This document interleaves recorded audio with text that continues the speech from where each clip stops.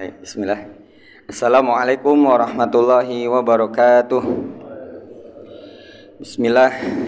Alhamdulillah nahmaduhu wa nasta'inuhu wa nastaghfiruh wa na'udzu billahi min syururi anfusina wa min sayyiati a'malina. May yahdihillahu fala mudhillalah wa may yudlil fala hadiyalah. Asyhadu an la ilaha illallah wahdahu la syarikalah wa asyhadu anna Muhammadan abduhu wa rasuluh. Ya ayyuhalladzina amanu taqullaha haqqa tuqatih wa la tamutunna illa wa antum muslimun. Ya ayyuhan nasu taqu rabbakumul ladzi khalaqakum min nafsin wahidah wa khalaqa minha zawjaha wa batha minhuma rijalan katsiran wa nisaa'a wattaqullaha alladzi tasaaluna bihi wal arham innallaha kana 'alaikum raqiba. Ya ayyuhalladzina amanu taqullaha wa qulu qawlan sadida yuslih lakum a'malakum wa yaghfir lakum dhunubakum wa may yuti'illaha wa rasulahu faqad faza fawzan 'azima. Fa inna asdaqal hadithi kalamullah wa khairal huda huda Muhammadin sallallahu alaihi wasallam wa syarrul umuri muhdatsatuha wa kullu muhdatsatin bid'ah wa kullu bid'atin dhalalah wa kullu dhalalatin finnar amma ba'du. Alhamdulillah, segala puji dan syukur kehadirat Allah Azza wa Jalla, serta salawat dan salam kepada Nabi kita yang mulia Nabi Muhammad sallallahu alaihi wasallam. Allah masih memudahkan kita untuk mendatangi majlis ilmu, dan lebih-lebih lagi sekarang berlipat ganda Allah berikan kita kenikmatan setelah Allah mudahkan kita menuntut ilmu. Sekarang kita berada di hari pertama bulan yang sangat dinantikan, bulan yang sangat mulia, bulan yang sangat penuh dengan keberkahan, yaitu bulan Ramadan. Alhamdulillah, inilah hari pertama kita masih bisa isi dengan menuntut ilmu. Ini benar-benar nikmat yang luar biasa, penuh keberkahan. Di pagi juga adalah waktu-waktu yang penuh berkah.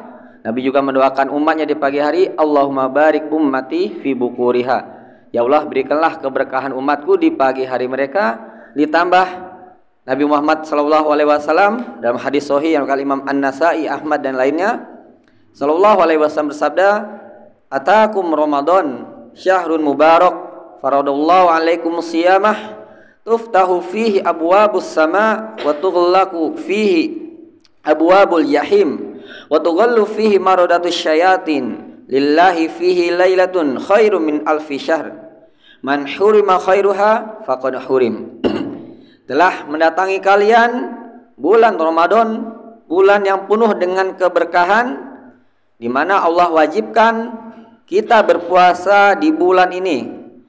Kemudian dibukakannya pintu-pintu langit, alias apa? Pintu-pintu surga sekarang terbuka di bulan yang mulia ini, bulan yang penuh berkah ini.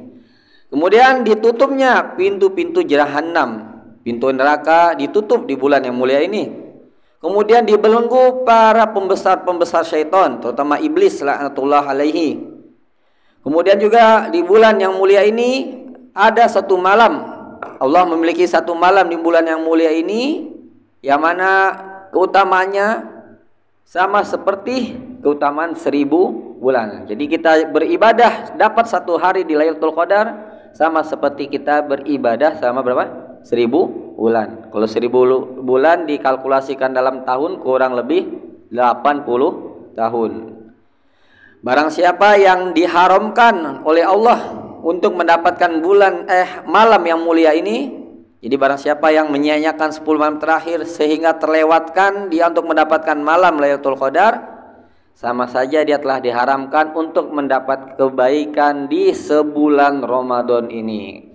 Ya, semoga Allah Subhanahu wa taala senantiasa menjaga keistiqomahan kita, karena ini waktunya ini baru awal. Jangan sampai kita di akhir-akhir malah kendor. Jadi dari awal sampai akhir senantiasa kita berdoa kepada Allah agar kita istiqomah di bulan Ramadan ini. Ya muqallibal qulub, tsabbit qulubana ala dinik, wa ya musarrifal qulub, sarif qulubana ala taati. Ya, sebelum mulai ya kita akan membahas kitab, masih lanjutan kemarin, At-Tuhaf bil ma'thuri anis salaf. Maksudnya apa? Kita akan membahas perkataan-perkataan para salaf dari para sahabat, tabi'in, tabi'ut tabi'in, dan ulama-ulama para a'immah kita yang mengikuti jejak langkah mereka. Terdapat nasihat sebelum saya mulai yang sangat indah, yang sangat berfaedah dari salah seorang ulama sunnah, ulama salaf yang masih hidup pada zaman ini, yaitu Syekh Shalih Al Fauzan hafizahullahu taala. Nah, ini nasihat ini sangat penting bagi kita jika kita merasa masih awam, apalagi sekarang kita hidup di tengah zaman fitnah. Zaman fitnah banyak kita bingung melihat berbagai macam perbedaan pendapat. Ketika kita kokoh dengan pendapat yang sesuai dengan dalil sunnah, banyak yang mematah kita. Wah, kamu jangan ikutan ulama ini aja, ulama itu banyak. Hargailah perbedaan pendapat. Tidak semua perbedaan pendapat itu dihargai. Jika perbedaan pendapat masing mempunyai dalil yang sahih, nggak masalah. Tapi jika kita sudah memegang dalil yang sahih, walaupun kita ini awam, kemudian banyak yang membantah. Karena apa? Mungkin kita pegang ini hanya segelintir manusia saja yang memegang ini. Nah, kalau kita kejadian seperti ini, jika mungkin ilmu kita belum rosih, belum mumpuni, sering kita merasa bimbang, was-was. Dan kini kita merasa, saya orang awam. Sebenarnya Islam ini agama yang mudah. Salah satu kemudahan Islam apa? Allah membebankan manusia sesuai dengan kemampuannya masing-masing. Para ulama punya tugas masing-masing. Jika kita awam, Allah tidak akan membebankan kita, laksananya Allah membebankan para ulama. Sehingga Syekh Shalih Al Fauzan hafizahullahu taala pernah berkata, apa kewajiban jika kita masih merasa orang awam? Ya, ini silakan catat nih, faedah penting sekali. Syekh hafizahullahu taala berkata, seharusnya bagi orang awam hendaknya dia memerintahkan keluarganya dan orang lain untuk menegakkan sholat. Jadi kewajiban orang awam pertamalah untuk dirinya sendiri dan keluarga terdekatnya untuk menegakkan sholat. Ya, kan gak susah kan nyuruh orang sholat, gak perlu kita pakai pendapat ini tentang ini enggak. Cukup laksanakan sholat sesuai dengan sunnah Nabi. Kita nggak diperintahkan membahas khilaf-khilaf dalam sholat, terutama untuk diri sendiri dan keluarga terdekat. Jadi kewajiban orang awam pertama adalah melaksanakan sholat dan memerintahkannya pertama diri sendiri, kedua orang terdekat. Itu aja. Ini minimal banget kalau kita merasa awam. Yang kedua, zakat. Ya. Jadi laksanakan zakat untuk diri sendiri dan juga keluarga terdekat. Cuma perintahkan saja. Bukan kalau mereka nggak mau, yang penting kalau anak istri kita wajib. Tapi kalau keluarga terdekat kayak orang tua, paman, saudara, handai tolong kita cuma diperintahkan menyampaikan, bukan memaksa. Diterima, alhamdulillah. Nggak diterima, itu urusan dia dengan Allah. Berikutnya apa lagi tugas kita sebagai orang awam? Menjauhi kemaksiatan. Ya, maksiat itu ma'ruf lah. Walaupun kita nggak jadi belajar misalnya kayak di Lipia atau Mahat, kita tahu ini halal, ini maksiat, ini ketaatan. Kemudian apalagi tugas kita setelah menjauhi kemaksiatan? Membersihkan keluarga kita dari berbagai macam kemaksiatan. Nah, jika kita lihat anak kita yang perempuan nggak pakai jilbab, ya wajib kita perintahkan. Anak kita yang laki-laki nggak ke masjid, yang udah balik, wajib kita perintahkan untuk sholat. Istri kita mungkin keluarnya pakai jilbabnya belum benar, ya kita wajib memerintahkan harus pakai jilbab yang benar. Inilah tugas utama kita sebagai orang tua, terutama ayah nih, pemimpin. Jadi nggak usah mikirin dulu dah pemimpin negara ini. Kita nggak akan ditanya tentang pemimpin negara kita, mereka mau ngapain. Kita ditanya, kita ini juga pemimpin, apa yang kau kerjakan untuk dirimu dan anak istrimu. Ini yang utama. Setelah itu apa? Setelah kita membersihkan keluarga kita dari bermacam maksiat, kita didik anak-anak kita ke dalam ketaatan. Ya, jika memang anak kita belum bisa ngaji, kita merasa baca Quran kita juga masih belepetan, pas-pasan, belepotan, ya kita perintahkan anak kita ikut masuk TPA. Nah, kalau masa belum mampu ngajarin, ya kita paksa anak kita masuk ke TPA. Nah, inilah hal-hal yang wajib dilakukan oleh orang awam. Kenapa? Karena perkara-perkara di atas sangat ma'ruf, Sudah jelas laksana kita melihat matahari di siang bolong. Matahari siang bolong orang tahu itu matahari, nggak akan ada perbedaan pendapat itu matahari apa bukan. Ya, seperti inilah perkara-perkara ma'ruf yang semua orang pasti mengetahuinya walaupun dia itu tidak sampai belajar ke Ma'had atau kayak LIPI atau masuk ke Universitas Islam Madinah. Semua orang pasti tahu ini perkara yang simpel ini. Namun perkara-perkara yang besar seperti apa? Perkara-perkara yang besar seperti menjelaskan ini halal, ini haram, ini tauhid, ini syirik, ini sunnah, ini bid'ah. Itu tugasnya para ulama atau para penuntut ilmu yang benar-benar takhusus belajar di ma'had atau kayak di universitas jamiah yang fokus mempelajari ilmu-ilmu syar'i. Jadi bukan tugas. Makanya Bapak kalau misalnya di grup WA, misalnya orang macam-macam ya jenisnya, bisa di grup WA kerjaan atau grup RT, ada Bapak baca udah jelas dalil sunnahnya, Bapak sampaikan. Kadang kan dia suka ngeyel kan, bagaimana ini? Udah nggak usah diusin. Wa'arid anil jahilin. Allah Ta'ala di ayat Al-Quran katakan berpalinglah dari orang-orang yang bodoh. Salah satu sifat ibadur rahman, wa idza khotabahumul jahiluna qalu salama. Jika orang-orang bodoh meledek dia, mencela dia, termasuk karena zamannya WhatsApp kan atau FB, kita share dalil yang jelas tentang suatu perkara walaupun banyak yang menyelisihi, kemudian kita dibantah, kita cukup ngapain? Qalu salama, assalamualaikum, udah kita pergi. Kayak misalnya di WA, kok dia bantah terus, tinggal diblokir aja. Sekarang zaman simple, nggak usah kita urusin orang-orang bodoh. Imam Syafi'i saja pernah berkata, jika saya debat dengan sesama alim, saya bisa menang. Kalau debat dengan orang bodoh, saya kalah. Maksudnya apa? Orang bodoh itu nggak bakal taslim dengan dalil, dibantah dulu. Loh, bukan begini, bukan begitu. Kenapa begini? Kenapa begitu? Imam Syafi'i aja nggak sanggup melawan orang bodoh, apalagi kita. Nah, itulah nasihat yang sangat penting bagi kita di zaman fitnah ini. Salah satu ciri-ciri zaman fitnah yang dijelaskan oleh ulama adalah banyak orang-orang bodoh yang berbicara sehingga ahli ilmu tidak sanggup membendung ucapan-ucapan bantahan-bantahan orang-orang bodoh dalam berbicara. Itulah salah satu ciri zaman fitnah. Sekarang udah terjadi, apalagi dibukanya medsos. Lihat aja tuh di medsos, kalau kita jelaskan suatu perkara yang jelas banget dari tentang tauhid, ini syirik, ini bid'ah, wah itu lihat scroll di bawah, bantahan kebanyakan dasar wahabi, dasar ini, dasar kadrun, dan seterusnya. Dan sekarang kita lanjutkan materi kita. Nah, terakhir kemarin saya pernah membahas kitab ini juga, saya baru membawakan 5 perkataan ulama. Nah, sekarang kita masuk materi yang baru, kita akan membahas masalah adab. Ya. Sekarang kita bahas adab. Saya akan ambil perkataan salah seorang tabi'in yang mulia, yaitu Abdullah bin Al-Mubarak. Ya, ini kalau ulama ini terkenal nama Ibnul Mubarak. Nama lengkapnya Abdullah bin Al-Mubarak. Beliau rahimahullahu taala berkata, kadal adabu an yakuna sulusaid din. Al-Imam Abdullah bin Mubarak berkata, kadal adabu an yakuna sulusail din. Adab itu meliputi sepertiga agama. Jadi adab, termasuk adab ini adalah akhlak.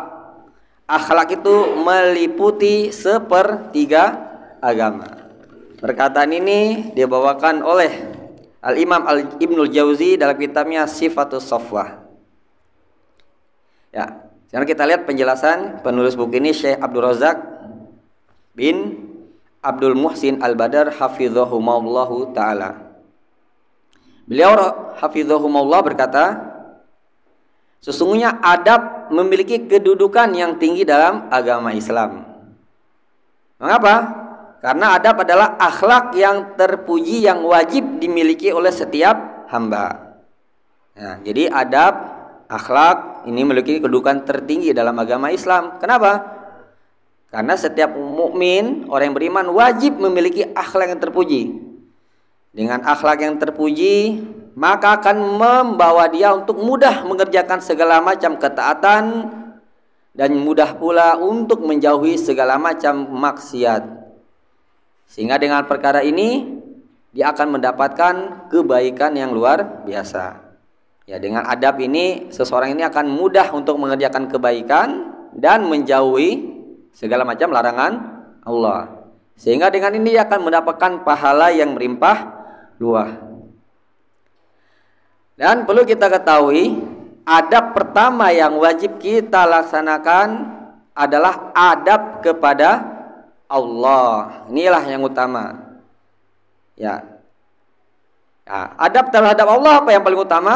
Ya, sebagaimana hadis Nabi Muhammad SAW, ya, hadis sahih riwayat Bukhari dan Muslim, kepada sahabat Mu'ad bin Jabal radhiyallahu taala anhu. Suatu ketika Mu'ad lagi diboncengi oleh Nabi di atas keledainya. Ya, ketika lagi digoncengin, Nabi bertanya kepada Mu'ad, "Ya Mu'ad, hal tadri ma haqqullahi 'alal ibad wa ma haqqul ibadi 'alallah?"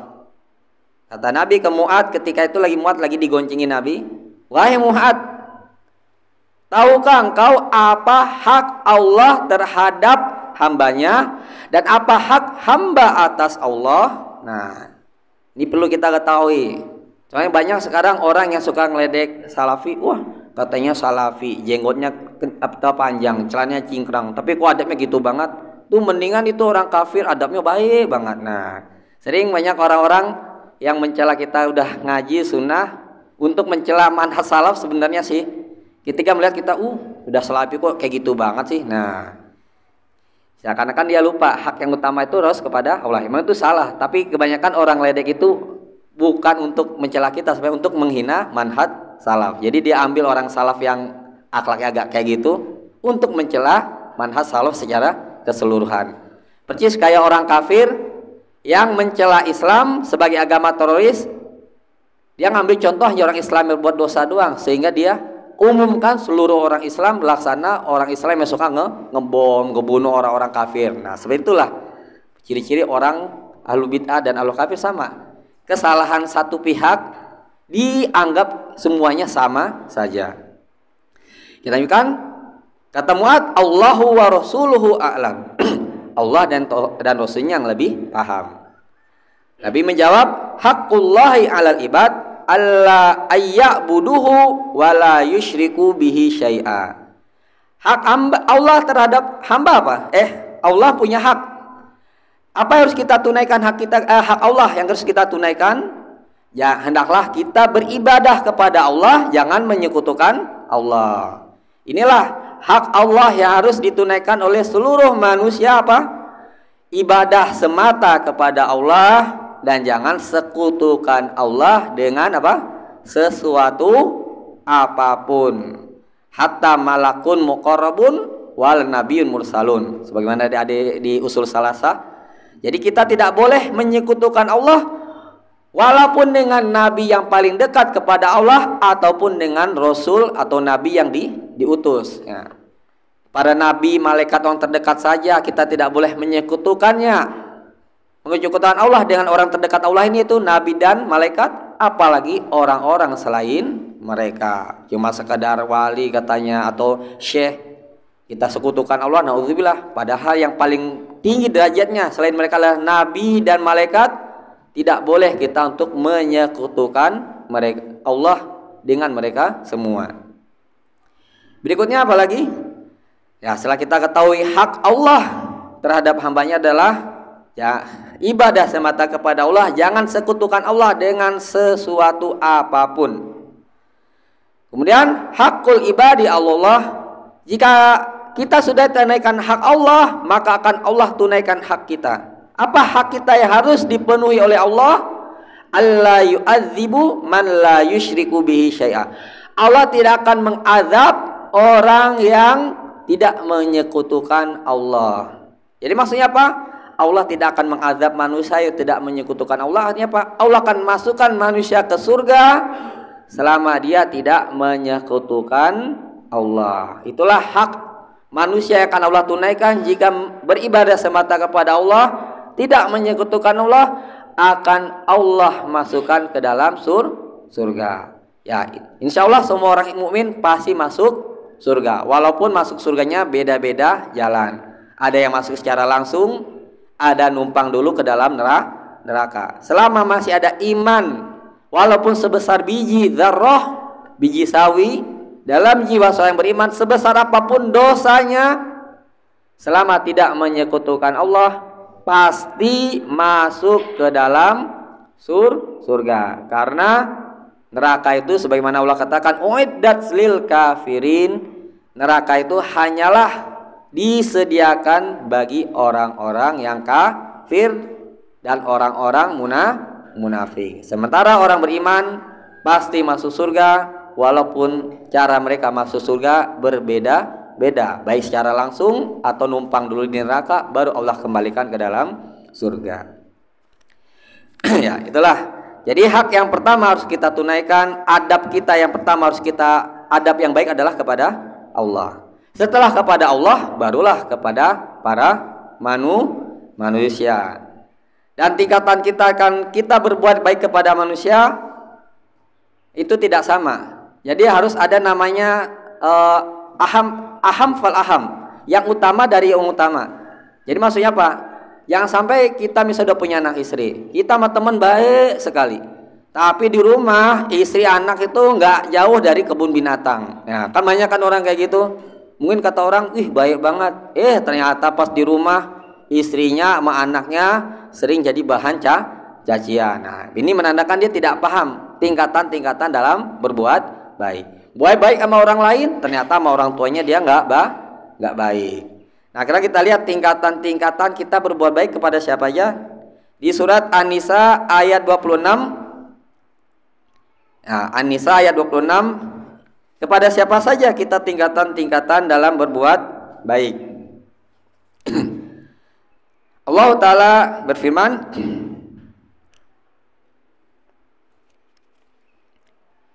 An-Nisa 36, bukan 26, salah tulis ya. An-Nisa ayat 36.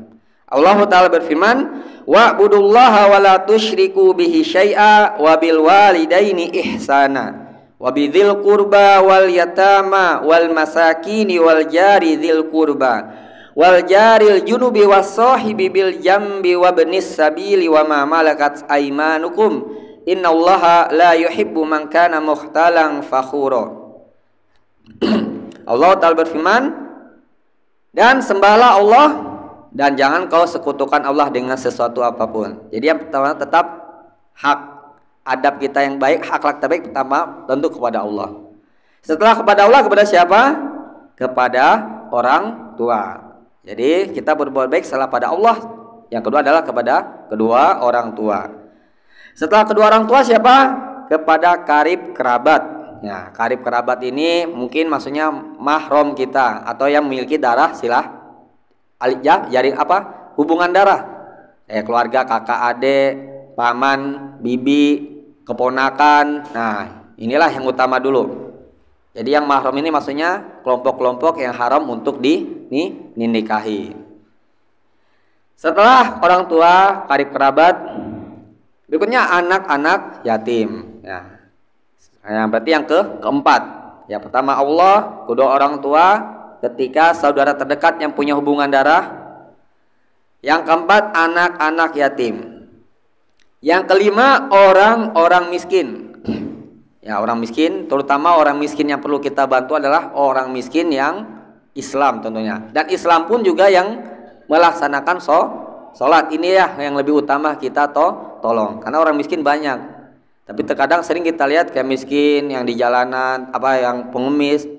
Pas misalnya Jumatan contohnya, banyak yang pas Jumatan malah mereka duduk-duduk di luar. Atau pagi sholat id nggak ikut sholat, malah nungguin minta-minta. Nah ini sebenarnya nggak boleh.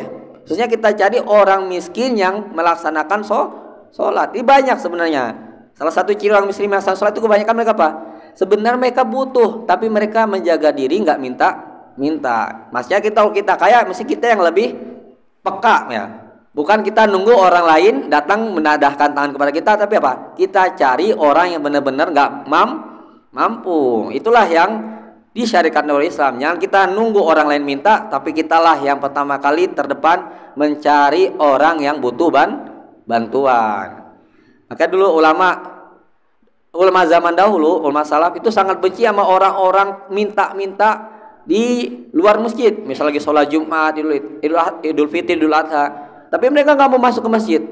Sehingga ulama itu pernah berkata, orang-orang di sana mencari minta-minta kepada manusia, mencari karunia manusia, sementara kita yang di masjid berusaha mencari karunia Allah. Nah, makanya mereka minta kepada makhluk yang miskin, pada mestinya mereka masuk ke masjid mintalah kepada Allah. Itulah begitu bencinya ulama zaman lalu terhadap orang yang minta-minta, tapi mereka tidak menunaikan hak Allah untuk beribadah. Berikutnya, setelah orang-orang miskin, tetangga dekat. Nah, tetangga dekat dan tetangga jauh. Nah, tetangga dekat kita, baik muslim ataupun kafir, tetap wajib kita berbuat baik.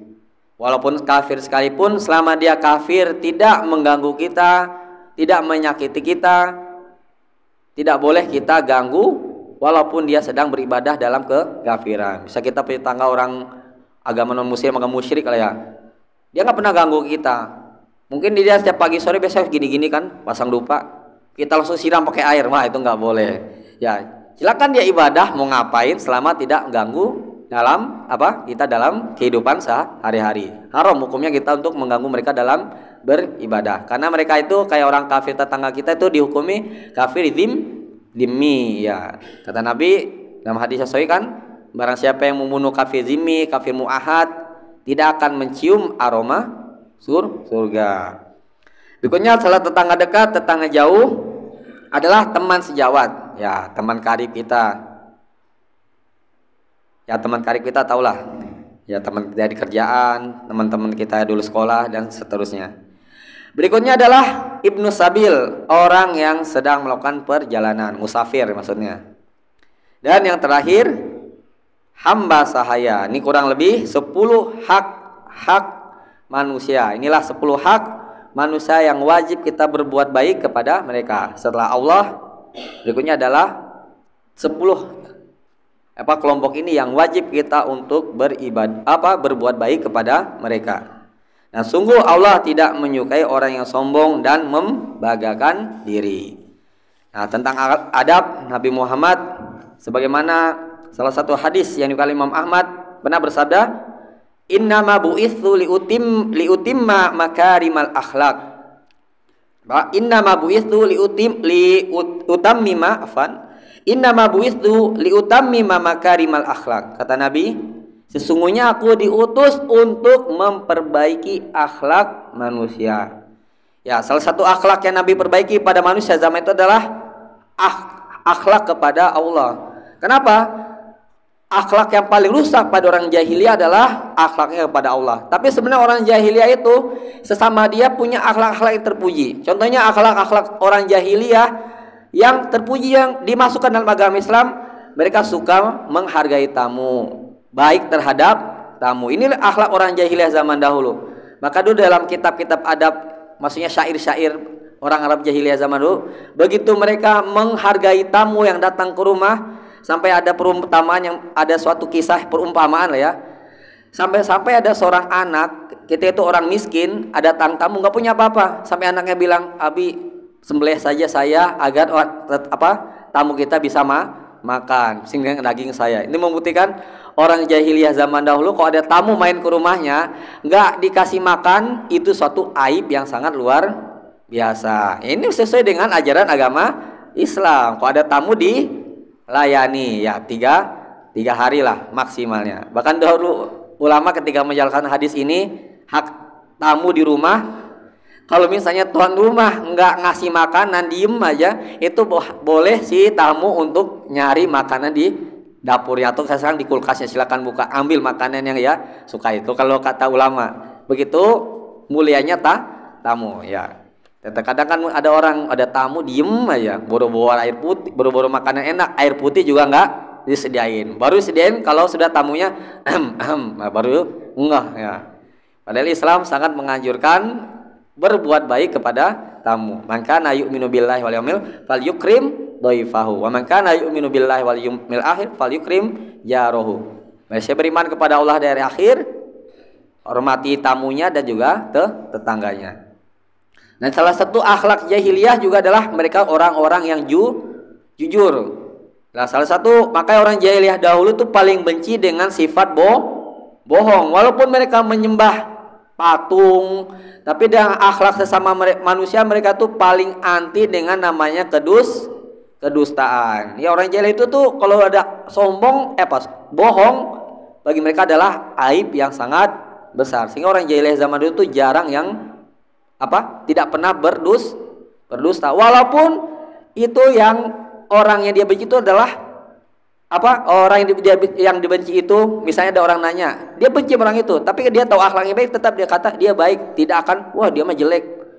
Tapi walaupun dia benci, tapi kalau dia menanya tentang sifat seseorang yang dia benci, tetap dia akan berkata sesuai apa adanya. Ini pernah terjadi pada zaman Nabi Muhammad. Salah satunya Abu Sufyan. Abu Sufyan ketika masih musyrik. Sebagaimana kita ketahui, sebelum masuk Islam, Abu Sufyan adalah musuh utama Nabi Muhammad SAW, terdepan memerangi Nabi.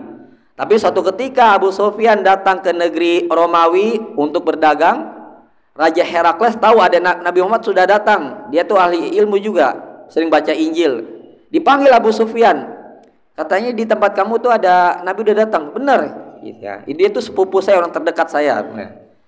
Ditanya segala macam oleh Abu Sufyan kepada Herakles kepada Abu Sufyan. Abu Sufyan jawab dengan jujur tentang akhlak Nabi yang mulia, Nabi begini baiknya, tidak mengurangi sedikit pun. Ini membuktikan orang jahiliyah zaman dahulu sangat mengutamakan kejujuran dibandingkan sifat dusta.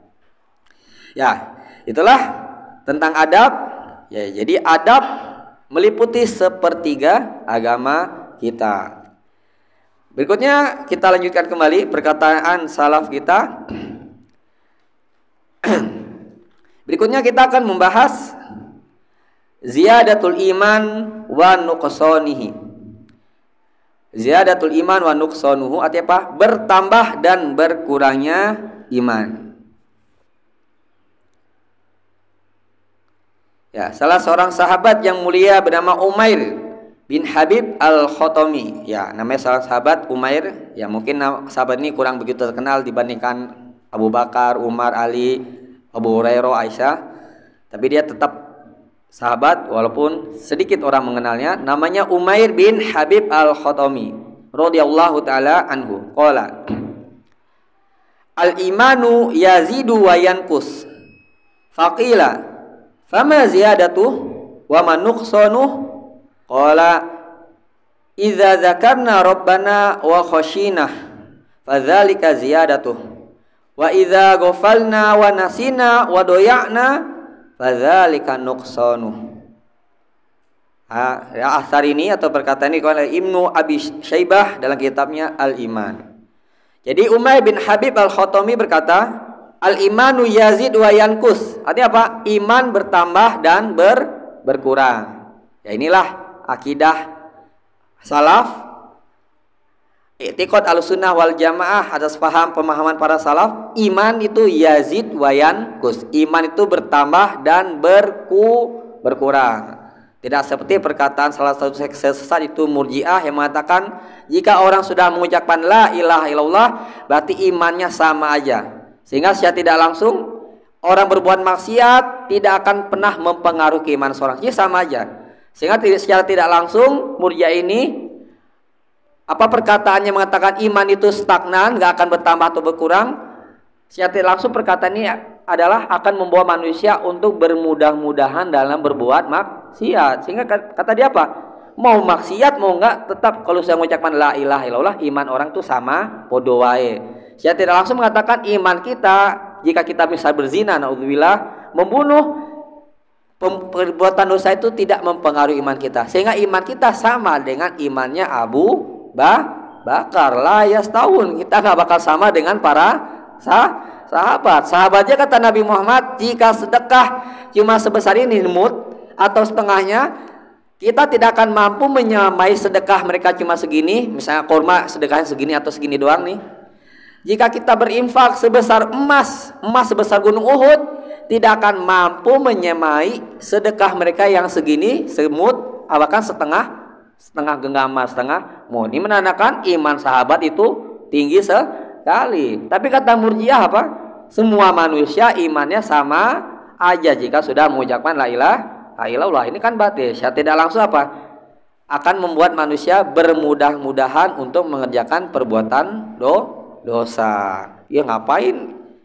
Kalau kita imannya sama, berarti kita dosa, iman kita tidak akan mempengaruhi dosa kita tidak akan mempengaruhi iman kita. Jadi iman itu bertambah dan berkurang. Kemudian ada yang bertanya, bagaimana iman itu bisa bertambah? Bagaimana iman itu bisa berkurang? Nah, kata Umayy bin Habib, iman itu bertambah jika apa? Jika kita mengingat Allah, berzikir kepada Allah. Jika kita mengingat Allah, maksudnya kita berzikir kepada Allah dan kita takut kepada Allah, maka itu adalah iman yang sedang bertambah. Jadi iman bertambah itu kapan? Jika kita apa? Berzikir dan takut kepada Allah. Sebagaimana Allah Ta'ala katakan dalam surat Al-Anfal, surat Al-Anfal ayat kedua. Surat Al-Anfal ayat kedua, Allah Ta'ala berfirman, Innamal mu'minuna alladzina idza dzukirallahu wajilat qulubuhum wa idza tuliyat alaihim ayatuhu zadatuhum imana wa ala rabbihim yatawakkalun. Surah Al-Anfal ayat kedua, Allah katakan orang beriman itu apa? Apabila disebutkan Allah, dikatakan Allah, wajilat qulubuhum, hati mereka langsung bergetar karena takut. Wa idza tuliyat alaihim ayatuhu zadatuhum imana. Jika dibacakan ayat-ayat Allah, dibacakan Al-Qur'an, dijelaskan tentang dalil begini begitu, ini boleh tidak boleh, apa? Zadatuhum imana. Iman mereka langsung bertambah dan hanya kepada Allah, kepada Tuhan mereka bertawakal. Inilah. Jadi iman bertambah jika kita mengingat Allah, berzikir. Ya, zikir itu bukan hanya sekadar subhanallah, tapi menuntut ilmu. Kita curahkan tenaga kita menuntut ilmu, belajar. Ini termasuk zikir yang paling afdol kepada Allah. Kita sholat, beribadah yang lain. Kemudian apalagi?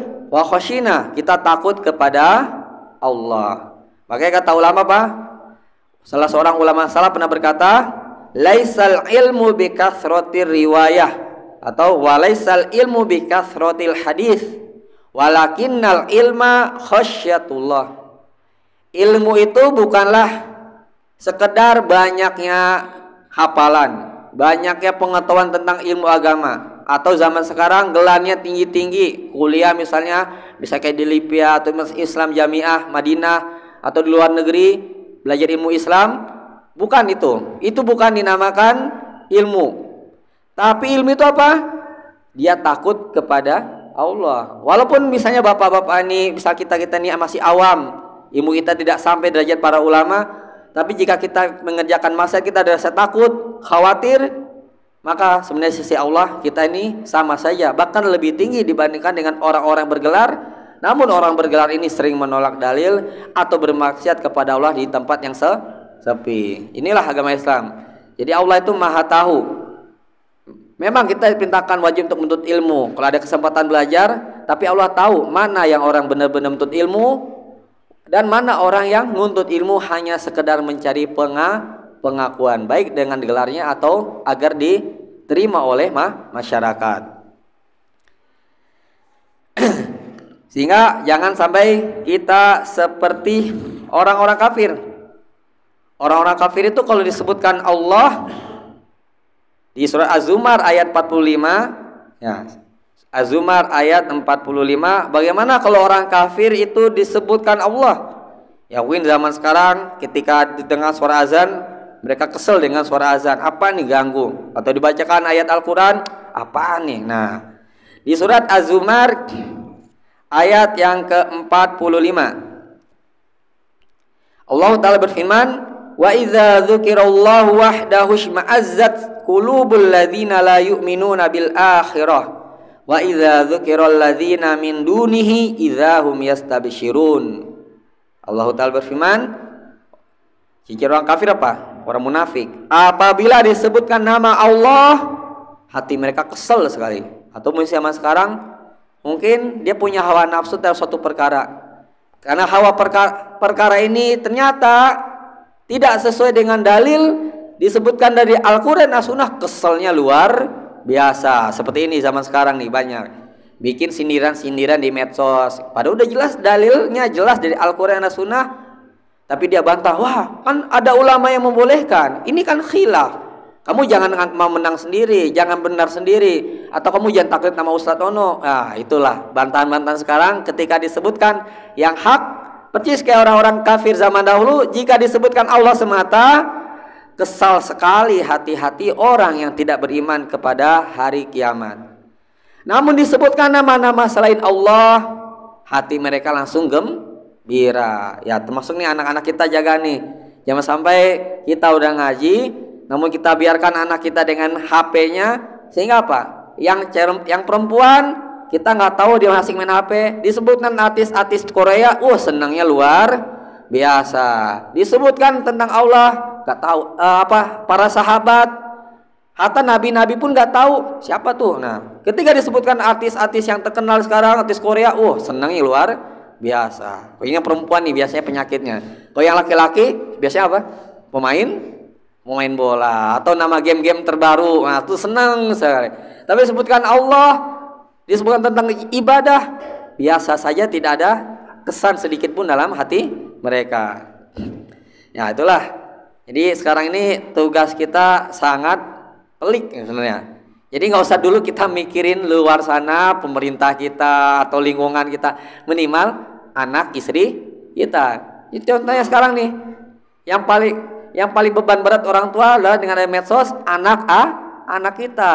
Yang perempuan tergila-gila sama drakor, yang laki-laki tergila-gila sama apa? Memain bola dan game online. Nah, ya minimal itu dulu lah kita benerin. Masalah pemerintah mau utangnya banyak, mau gini, gak bakal Allah tanyakan. Ini dulu nih, anak istri kita yang paling utama. Ya itulah tentang bagaimana iman itu bertambah dan berkurang. Dan iman berkurang tadi apa? Apabila kita lupa, lalai terhadap Allah, kita sia-siakan perintah-perintah Allah, maka ketika itulah iman kita akan berkurang. Ya, emang kita ini manusia mustahil untuk lepas dari perbuatan dosa. Kata Nabi Muhammad, katakan, kullu bani Adam khata'un. Setiap anak Adam pasti berbuat dosa. Dan sebaik wa khairul khata'in at-tawwabun.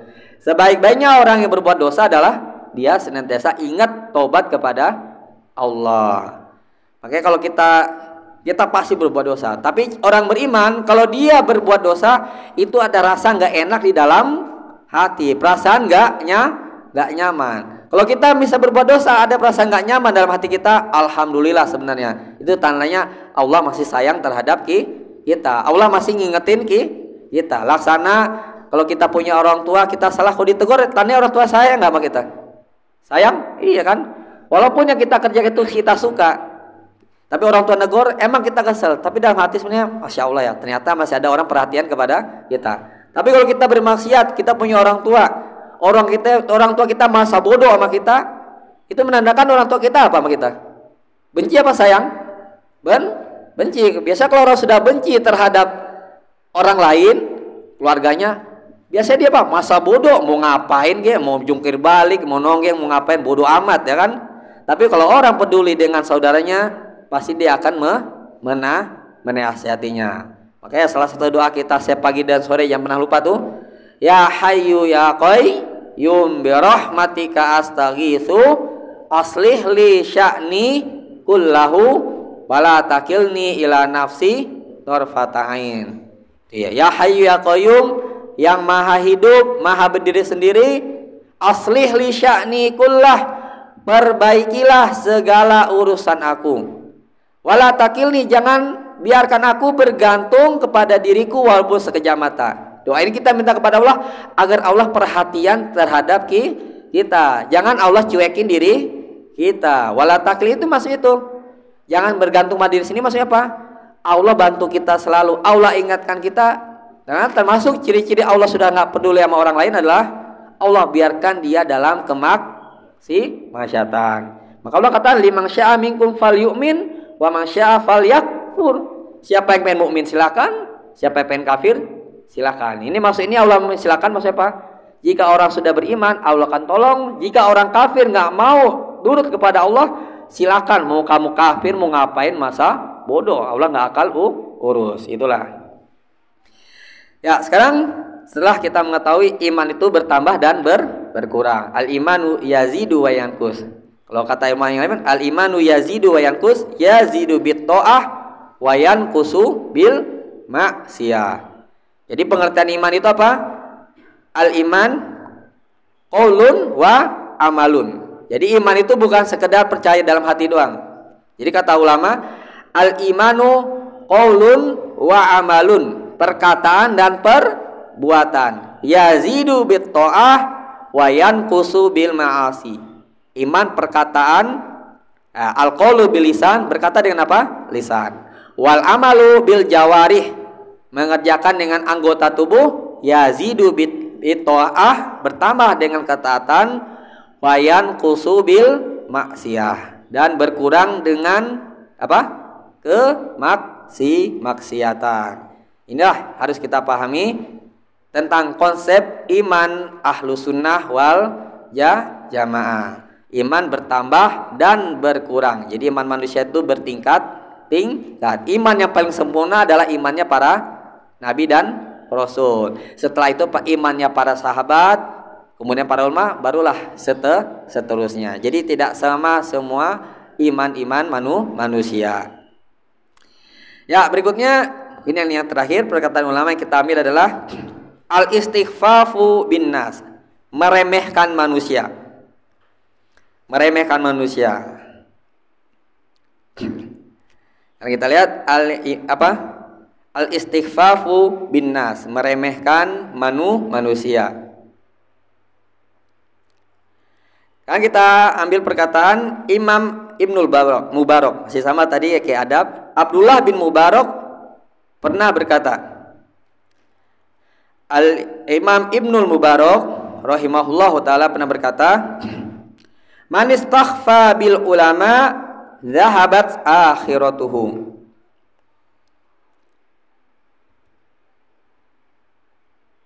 Ya, man istaghfa bil ulama dhahabat akhiratuhu.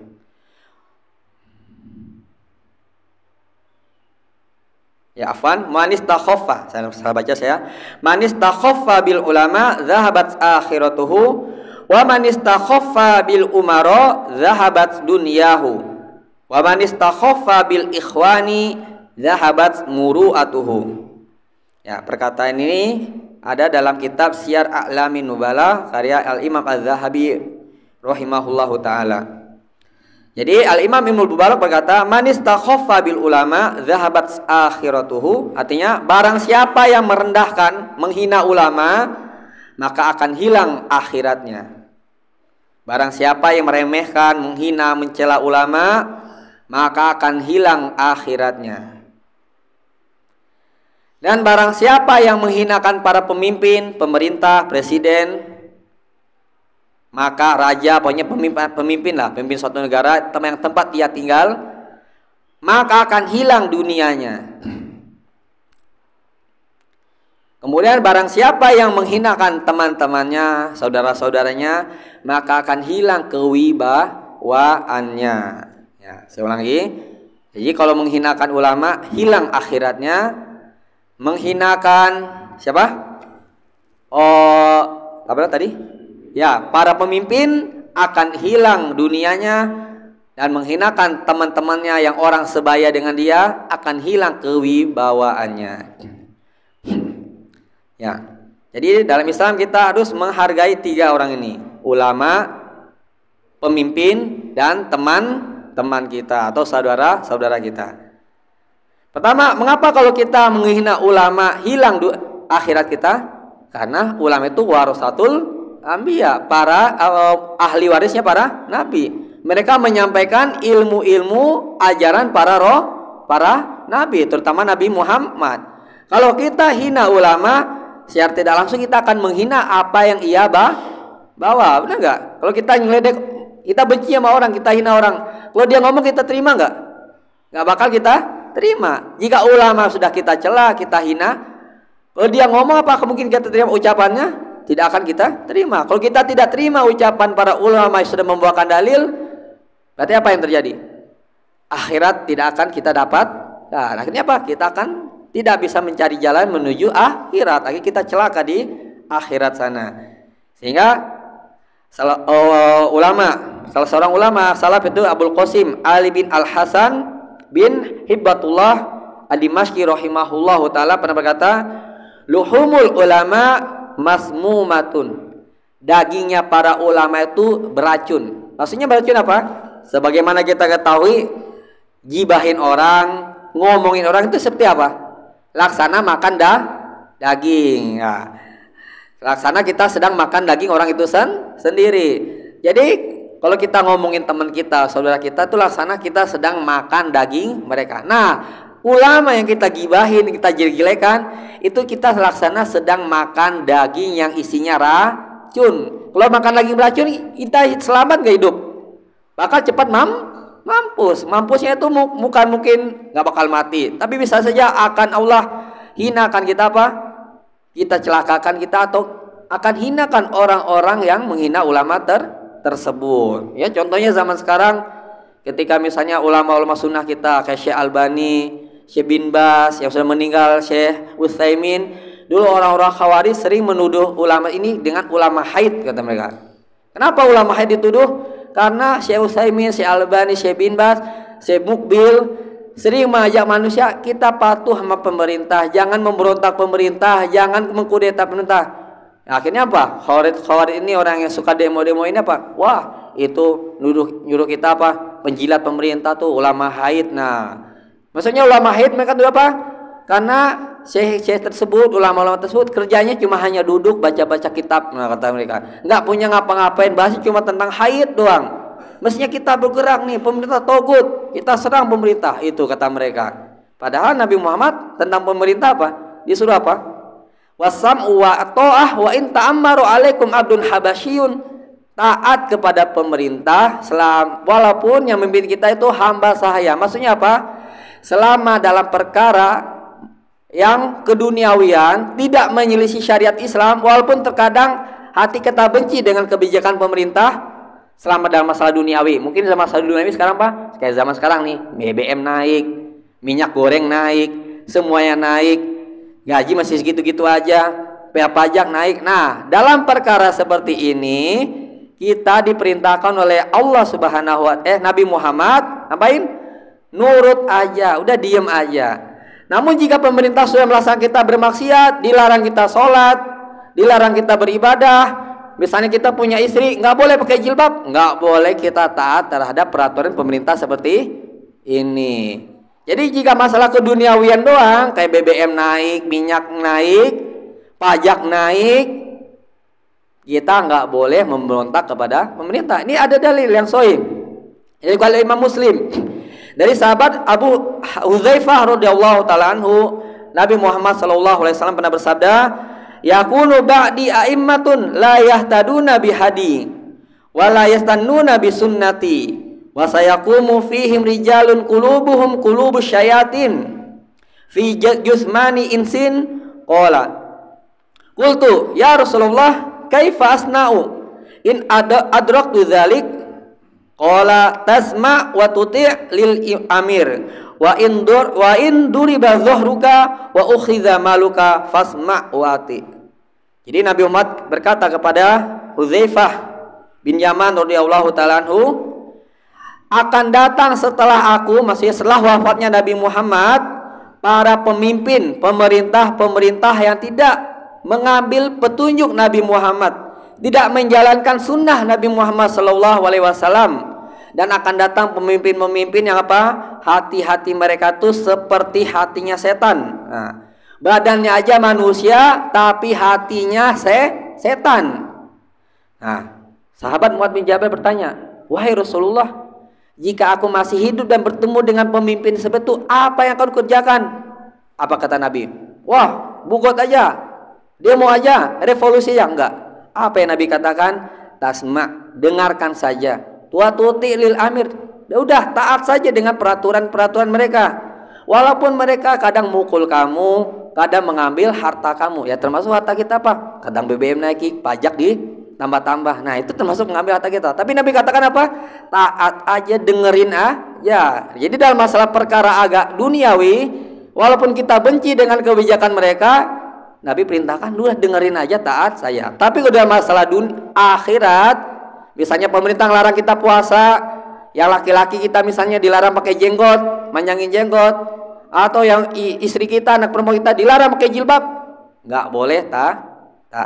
Tapi masalah duniawi, udah kita taat saja. Ini perintah Allah. Baik, maksudnya apa? Rasul perintahkan, berarti juga perintah Allah. Udah kita was'alullah min fali. Zaman sekarang ini udah kita minta kepada Allah saja. Udah, ya Allah, BBM-nya naik lagi nih. Kemarin baru 9.000, sekarang 12.500. Katanya berita 16.000, gimana? Udah, kita yakin Allah pasti nolong kita. Maka dahulu ada salah seorang ulama pernah didatangi ada orang ngeluh, aduh harga barang naik nih. Nah, zaman dahulu loh, nih zaman ulama salaf. Apa jawaban ulama salaf ini? Sesungguhnya yang memberikan aku rezeki ketika harga turun, itulah yang akan memberikan aku rezeki ketika harga naik. Masya Allah, bijak nggak jawabannya? Jadi mau harga naik, mau harga turun, yang ngasih rezeki kita siapa? Ya Allah keneh lah bahasa kita, ya Allah cenah ya kan? Ya itulah Allah juga yang akan memberikan kita rezeki. Bahkan pada zaman Nabi saja Shallallahu Alaihi Wasallam itu namanya barang naik sudah ada. Jadi jangan kita anggap barang naik itu cuma zaman kita doang, zamannya presiden ini doang. Dari zaman bahala, bahkan zaman Nabi itu namanya harga-harga naik itu sudah biasa. Ada dalam hadis yang dikali Abu Daud dan Tirmidzi, suatu ketika ada seorang sahabat berkata, ya Rasulullah, ghalla si'ru fasa'ir lana. Barang-barang pada naik wahai Rasulullah, maka turunkanlah harga tersebut. Nah, apakah Nabi mampu nurunin harga? Apa kata Nabi Muhammad? Innallaha huwal musa'ir al-qabid al-basit ar-razzaq. Sesungguhnya Allah itulah yang mengatur harga-harga barang. Allah lah yang menggenggam. Maksudnya apa? Allah membuat orang miskin atau membuat orang kaya. Allah lah yang memberi rezeki. Wa innila arju an alqallaha wa laisa ahadukum apa bizolamani laisa ahadukum yatlubuni bimadlamatin fidamin aw malin. Sesungguhnya Allah lah yang mengatur harga, yang menggenggam, yang memberikan rezeki, dan aku berharap kepada Allah, kalau aku bertemu dengan Allah, aku tidak pernah menzalimi orang dalam harta dan darahnya. Jadi maksudnya apa? Nabi mengajarkan kepada kita, harga-harga naik itu yang utama bagi kita adalah minta kepada Allah. Allah memberi rezeki. Nabi saja ketika itu apa? Gak sanggup menurunkan harga barang, apalagi sekarang pemerintah yang kita tahu jauh sekali dengan Rasulullah Shallallahu Alaihi Wasallam. Ya, mungkin itu saja materi kita karena sudah jam 6. Ya, semoga kita bawakan 3 perkataan ulama ini memberikan kita faedah ilmu. Inti dari ilmu yang kita pelajari sekarang apa? Kita amal. Nah, jangan sampai ilmu yang kita pelajari ini hanya sebagai sarana koleksi atau berbangga-bangga. Atas perhatiannya, kita tutup dengan membaca doa kafaratul majlis. Subhanakallahumma wa bihamdika asyhadu an la ilaha illa anta astaghfiruka wa atubu ilaik. Assalamualaikum warahmatullahi wabarakatuh.